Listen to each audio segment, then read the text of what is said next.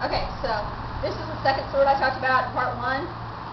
If you watch part 1 and 2 of my swords, you'll know that this is my Fantasy Wolf sword, and that I'm pretty much going to teach you the same thing, except it's going to be a little different because you got to change it up when you have a double-edged blade. This is actually pretty dull, which is probably good for beginners especially.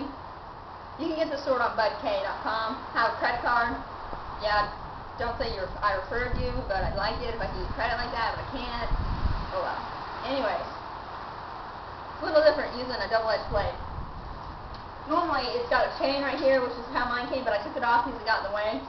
And you would unhook it, slip it through a belt loop or something like that, and just let it hang down. It's a lot looser than with a Japanese sword, where it has to stay at your side so it can move with you.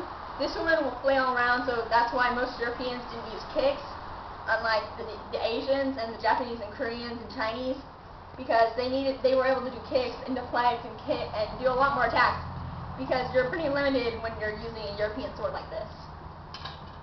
Basically it's the same thing, except this, you can go backstroke with the same because you've got a double-edged blade instead of turning it around, like with that.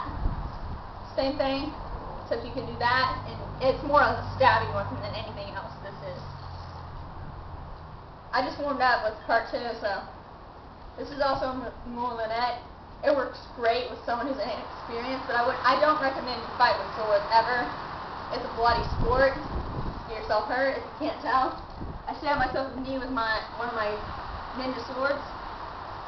It didn't really hurt, but I'm probably sure it would hurt you. Alright.